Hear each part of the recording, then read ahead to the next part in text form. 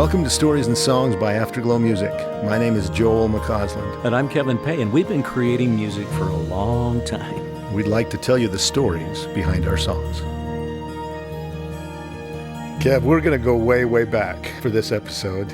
A song you wrote many, many years ago, probably early 80s, I'm guessing, called The Decision.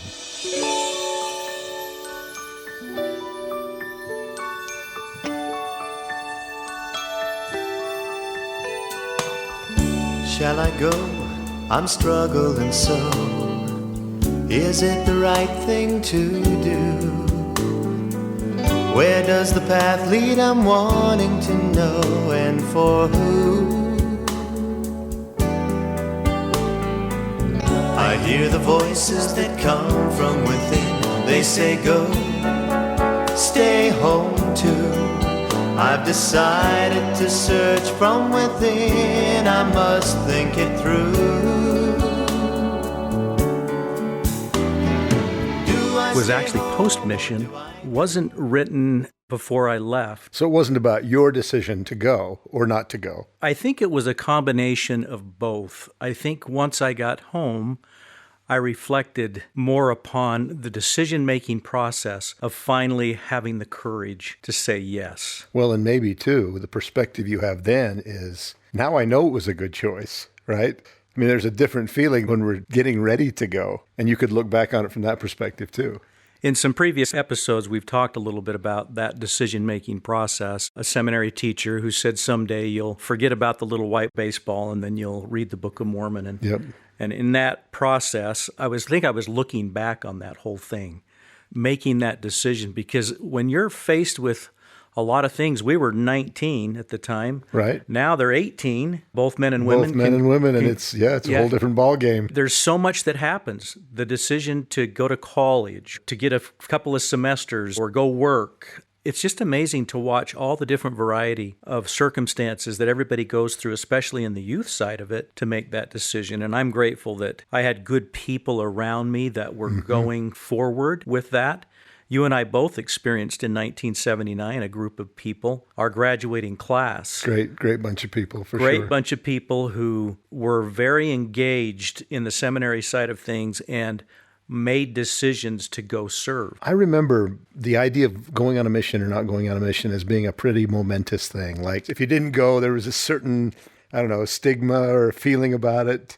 And of course, everybody expected you to go, which is still for young men the expectation today, that we should be working toward being prepared and worthy and go and all that. But I just feel like we have a little bit better perspective today on what this experience can bring in terms of blessings. And especially for the young women, so many of them are going out now. It's such a great thing to see. But I also think that's coupled with an understanding that it's between them and the Lord. They have a chance to pray and get inspiration for their life. And wherever that decision takes them, even if it ends up being this way and then that way a little bit, it's okay, as long as they're trying to stay close and follow what they think the will of the Lord is for themselves. Well, when you talk about that evolvement, there's so many different types of way to serve now. And even that decision of stepping into a service mission, or you need to modify your mission experience because of circumstance, and then you can continue on. We've had a number of people around us who have had to come home because of injury. We have a couple in our ward right now. And how difficult that is to actually come home, but it's interesting to watch the opportunity to modify the mission experience nowadays, which really wasn't available to us. Yeah, it just felt like it was almost a one and done, like you hope it works out, because if you come home, that's a very difficult time when we were kids. And the reason for this podcast is we're seeing a number of our senior people close by who I think they're on their 7th mission now. Yeah. And they just keep going out. And what's been really fun is to be able to see some of the missionaries that I served with in Missouri, St. Louis. They're on, I think, their 15th mission. Oh, my heavens. And they come home, they check in, and then out they go again. And we've got some other couples that are now being called to Brazil, and they are in their late 60s, early 70s. And they're finding a way to go have this experience. And so the service missions that are available, it's a matter now of making a decision to do something wonderful in the service of the Lord. To be willing to serve in whatever direction that ends up taking you. I was having a conversation with a good friend of mine His son has recently come back because of a medical situation, and he's working through that process and getting whatever treatment and help that he needs that way. And Diana was talking about this the other day. It's like parents have a harder time almost. The feelings they have and the expectations and the fears they have for their kids, sometimes it makes it harder. And this good brother, this good friend of mine was like, gosh, this has been so hard for me. He says, I've been really down about it the last couple of weeks. And something really struck me in that moment as he was saying that. And I told him this. I hope it was helpful. I said, he already answered the call. He made the decision to serve, and he went out on his mission. And as long as he's trying to be faithful, from here on out, that's all that matters. If he ends up being a service missionary here in the Utah Layton mission, awesome. That's great for him. If he gets a chance to go back out, which I think he wants to do, great. If he gets assigned to a different field of service, that's okay. But he answered the call. He made the decision to go. And I think we're getting a little better as a people in recognizing the value and the blessings that come just from saying, yes, I'm going to go out and do the best I can. And if my situation changes, my commitment is still there, however I can serve. And I remember reading Doctrine and Covenants section 4 as the revelation was given to the prophet Joseph regarding Joseph Smith Sr. Mm-hmm. Behold, a marvelous work is about to come forth among the children of men. And here all of a sudden it's happening to them. We're right in the thick of it now as we go out and serve through that process. Therefore, O ye that embark in the service of God, see that ye serve him with all your heart, might, mind, and strength, that ye may stand blameless before God at the last day. Therefore, if ye have desires to serve, ye are called to the work. For behold, the field is white, ready to harvest. And lo, he that thrusteth in his sickle with his might, the same layeth up in store, that he perisheth not, but bringeth salvation to his soul. And faith, hope, and charity, and love with an eye single to the glory of God qualify him for the work. Remember faith, virtue, knowledge, temperance, patience, brotherly kindness, godliness, charity, humility, diligence. Ask and ye shall receive, knock and it shall be opened unto you. That's part of the lyrics of this song that came back through that whole process. And you're absolutely right. This song being written post-mission was maybe a little bit of an anthem to say, hey, you're going to go through some thought process in regards to whether you should go or whether you shouldn't. Mm-hmm. This decision might not be easy, but... Yeah, whoever it is. And I remember a good friend of ours that both of us know, we were asked to go to the Zion's Indy opportunity, and he referenced this particular song about when he listened to it, he was struggling whether he should stay and pursue academic accolades or whatever it might be, or whether he should go to work, or whether he should go and serve the Lord and put this particular opportunity first. So it's an individual opportunity. It's between Heavenly Father and the Savior and the Holy Ghost as we each seek what we can do based upon our health, based upon our circumstance. Should we put the Lord first in that decision? Should we really make an effort to put the kingdom first as far as service in this type of an opportunity? And I keep wondering, we're just a few weeks away from the next General Conference session now, and I keep wondering if we'll hear that magical 100,000 missionary serving number. We were at, I think it was at 85 or 86,000 last time we heard. And we get a chance to see them. You know, it's like it's our grandkids' age. It's that group of kids that are coming through, and certainly it's a lot of us senior folks too. We just had some good friends of ours from our high school class that married each other and are now in Japan on a mission, recently went out, and it's just really cool. We just had a couple come back from Japan. He was the general counsel over there in the area office, and it's awesome. Like you said, there's so many ways to serve and so many places you can be in the service of the Lord. We went and supported our grandnephew. We're going to have a few of those. It's hard to say that I got grandnephews, but we went and supported him at the basketball game, the state basketball tournaments. And his dad turned to me and he says, see all these seniors right here that are putting the intensity on that court right there to try and beat that team. And they are shooting and they're running up and down the court, and the intensity of those kids, those seniors. And he says, all of them have committed to go on missions.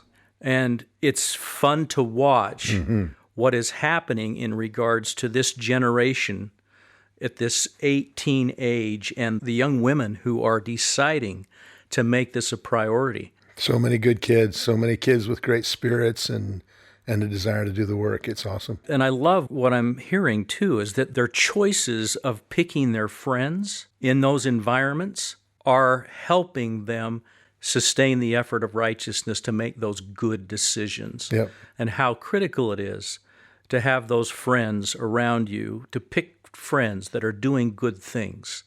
And some will go and some won't, but it's still picking good influences in your life. And so it's wonderful to see that happening throughout the church and throughout the world everywhere as people are feeling something. They're feeling this great movement and the great truths of the restored gospel of Jesus Christ. Yeah, for sure.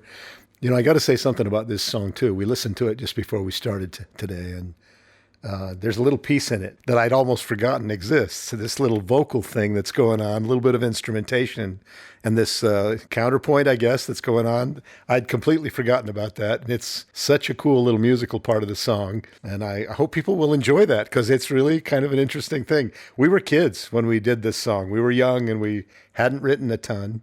It was probably among the first 7 or 8 or 10 songs you've written, right? Yeah. And to be able to put something kind of creative in there and do something different, that's pretty fun. Well, what's even more fun about it for me as I go back and listen to it is we didn't have auto pitch. we had our engineer, Lauren, who was having us do it again and again and again and again.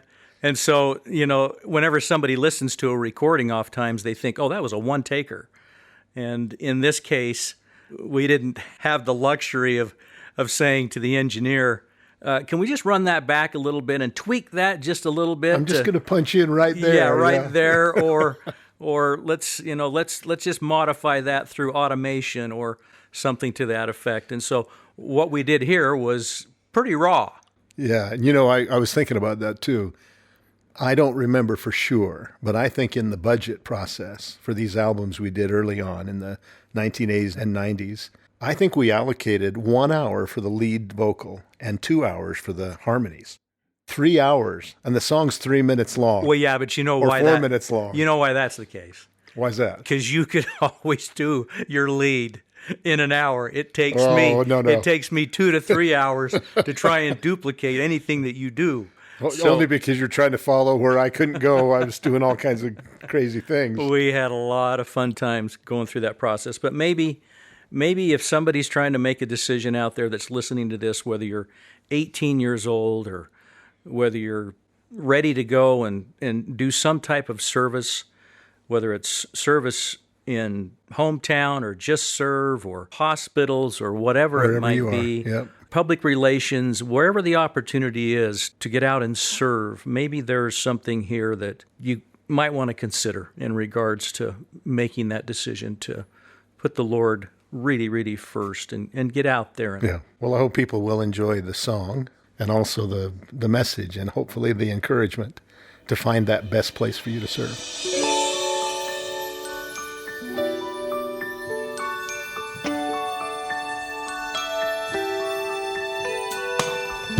Shall I go? I'm struggling so. Is it the right thing to do? Where does the path lead? I'm wanting to know, and for who? I hear the voices that come from within. They say go, stay home too. I've decided to search from within. I must think it through. Do I stay home or do I go? Or do I tell all the world that he loves them so? It's not easy when the world is saying don't go. Half the battle is asking the Lord. It's a little bit scary 'cause I know his word. The commandment's been given by a prophet of God what to do. If I go, I'll be farther ahead and gain a great understanding of what the Lord says. And when I come home, I will accomplish my goals with an eternal perspective and a better direction. Do I stay home or do I go? Or do I tell all the world that he loves them so? It's not easy when the world is a saying don't go. Ask and ye shall receive, knock and it shall be open to you. Ask and ye shall receive, knock and it shall be open to you. Ask and ye shall receive, knock and it shall be open to you. Ask and ye shall receive, knock and it shall be open to you. Ask and shall I follow his way? Shall I give up my time? If I do, I'll be blessed beyond measure. I'll be farther ahead as I give him my life. I'll experience the heavenly treasure. I won't stay home, I will go, and I will tell all the world that he loves them so. It's easy when you make up your mind. It's easy when you're finding the time. It's easy when you're losing your life for somebody